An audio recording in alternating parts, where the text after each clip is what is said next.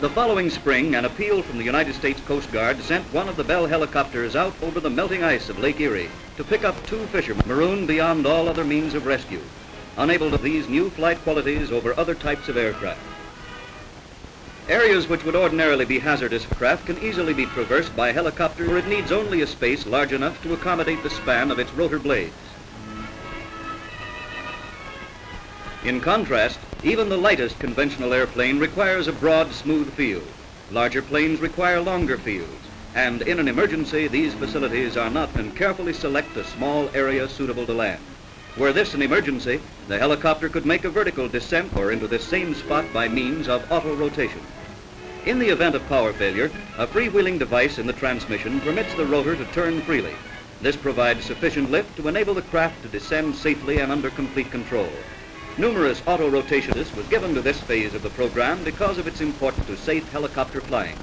Each time the pilot was able to select his landing place and from the pilot's eye view, the needles separate on the instrument at the far left and the helicopter is in auto-rotation. The engine is no longer driving and they are turning freely, providing the necessary lift for controlled descent. The altimeter at the upper right indicates diminishing altitude. 100 feet. 350 feet, 300 feet. In fact, it's much slower than a modern passenger elevator. The needles at the far left remain separated throughout the descent, and the helicopter touches the ground so gently the camera is hardly disturbed. With helicopters creating national interest, Bell Aircraft was host to many high military officials. Among these were General H.H. Arnold, Chief of the Army Air Forces, General Craigie, Chief Engineer Man, General Jimmy Doolittle of Tokyo Air Raid fame, Commander Erickson of the Coast Guard, who has pioneered in the use of helicopters for air-sea rescue work. E.W. Stedman and his staff, who viewed with interest this new form of air travel. And from France came General Henri Ziegler, Lieutenant Colonel Albert Ledouce, together with other ranking officers and generals. Former Mayor of New York, Fiorello LaGuardia, was enthusiastic after his first ride, as was Governor Dewey of New York.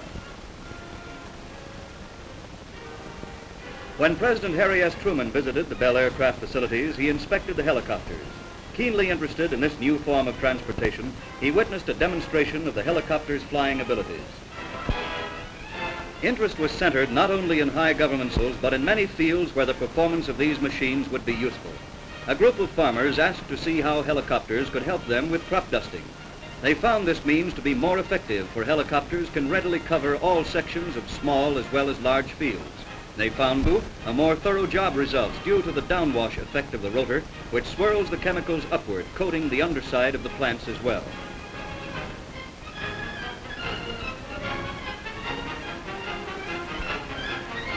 Rural and other isolated areas which have always been inaccessible to other forms of transportation can easily be reached by these aircraft. In the case of emergencies or even for daily problems of supply, helicopters can penetrate all sorts of terrain to remote places and land safely in small areas. Helicopters will prove useful in many other ways to farmers and cattle breeders. Here is a new way to herd and count cattle on the large ranches in rugged western states, or search for strays and injured stock in the most remote areas of the grazing range.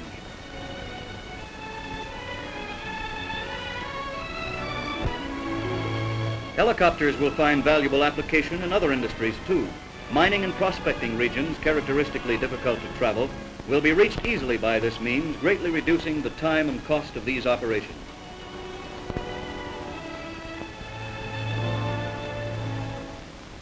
For forest patrols, lumbering concerns, as well as government conservation agencies are looking to this kind of air transportation as a means of more effectively guarding these valuable resources.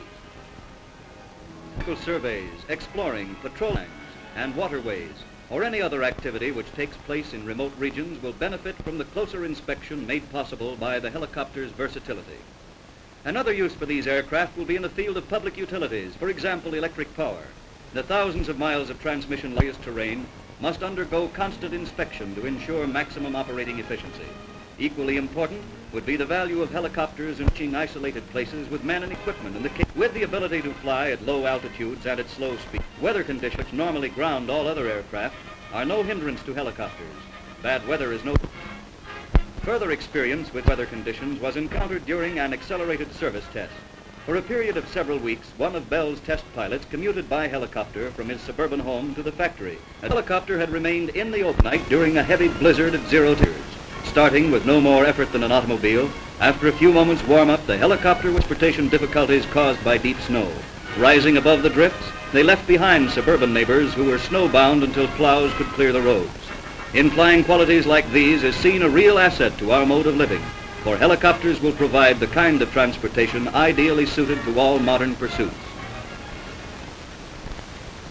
Helicopters come as a logical development of aviation achievements of the past. During the war, Bell produced military aircraft on a scale equal to the unprecedented demand. From small, powerful fighters to giant bombers, Bell answered. And engineering ability is being applied toward the advancement of new designs and new ideas for progress in time of peace. The same skills so important to building fighter airplanes are now being.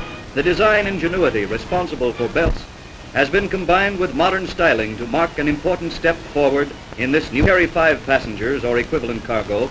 This new helicopter embodies efficiency and serviceability. The most outstanding achievement is the built-in mechanism incorporates a gyro.